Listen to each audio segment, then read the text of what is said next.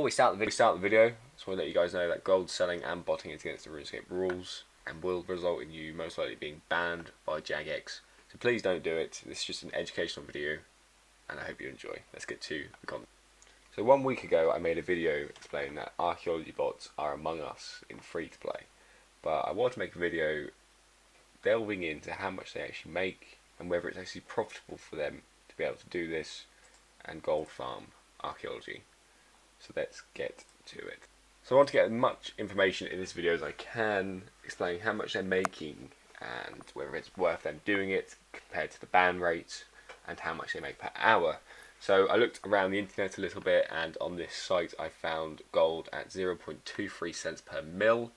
That's purchasing from the site, not selling to the site. So 0.23 cents per 1 mil RS free. So we're going to say that it's 0.15 cents per mil, 0.17. We'll go with 0.15 per mil selling to this site for the example. So where are these?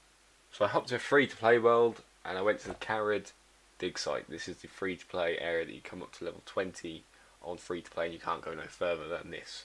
And I come into a random free to play world. Let's check what world we're on. 34, and as you can see right now, if we just click on a bunch of people, their names look quite multi. Just a randomized name. There's quite a few of them actually on this specific world. That's most likely a real player right here. But like if we click here, there's one, and there was a few I just seen actually. But it's mainly here right now. Full warm 6 icy 13.99, 35 strong 23.29, and if I go through to the level 17 area, I'm most likely going to find some more bots hiding in here. I say hiding, I mean gold farming. 33 breakfast, looks more like a real player there to be fair. But yeah, it seems empty in here at the moment, but mainly outside because they haven't got to spend any money to get in, but they've got to spend money to get in here obviously with their resources, so staying outside seems to be the best for them and the best way for them to be able to make the quickest amount of money and transfer it to a mule. Obviously I know that you need a certain amount of hours in game or a certain amount of quest points or members, but having a couple of mil on each account, it's not going to take long to be able to transfer it. Then we'll be able to find a way to transfer it as well. But yeah, so we have found them, but how much do they make? So taking in mind how much I made after that 1 hour, we now need to work out how much they make per hour compared to the rate of them getting banned and whether it's actually worth them to make a farm out of this whilst this new skill is new. So I made 1.6 mil, and however before we get to that we're going to calculate how many accounts a gold farm will have running, and we'll take the example we just saw. That's per one world, and this could just be one person that's wrote a bot. I haven't been able to find any bots around online or anything like that on any forums to indicate that someone's made a bot yet for the public.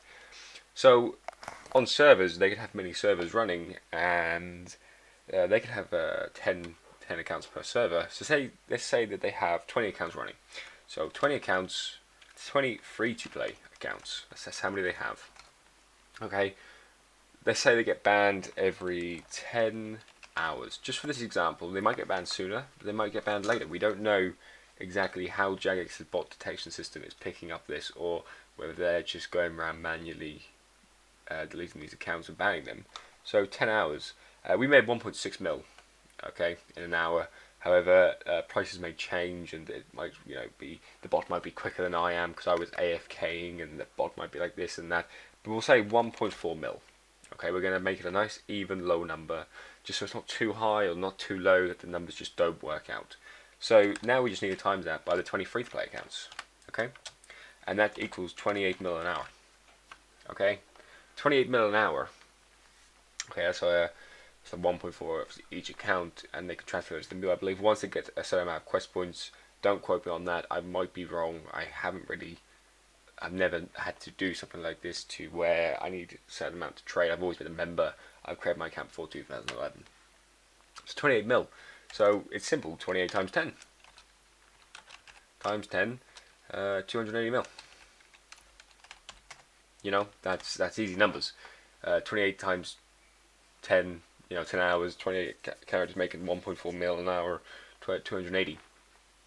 So what do we get from this? So well, we need to take the calculation of how much they get from the gold selling site we found, or an average of what it is. So we said it was 0.15 cents per mil.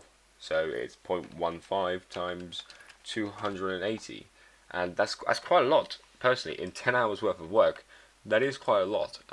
Obviously, RS3, GP2, um, to OSRS is a lot different. There's a huge difference in how much they are, the gold's worth. But in 10 hours, that's $42.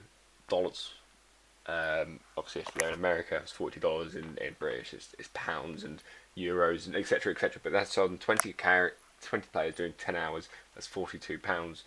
Then if they wanted to, they could make a couple of member accounts. They could buy a couple of bonds. Bonds free. If we take it as pounds, so we'll say average is about £35 at the moment, and we'll divide that by a bond price, which is £3.50.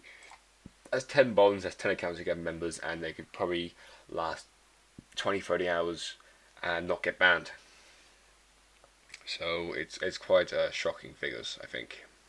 I'm not trying to say I'm right and that they are 100% bots. I mean, some free to play or some random person could have made these accounts, and they could literally be on one computer and they could be making mils, 280 mil 10 hours, and they're not getting banned because they're not bots, and they're just, they're racking in an extra 280 mil over the course of the day whilst they're playing their main. I play one account. I'm playing my main and my alt account. My alt account makes me money, and so does my main at the same time. But it just seems a bit too obvious that they've all got similar names, similar stats. I mean, yes, they could all be old accounts, and that's what I sort of hope that they are. But we never know, and I don't think we will know for until we get some figures from JX, or until one of them speaks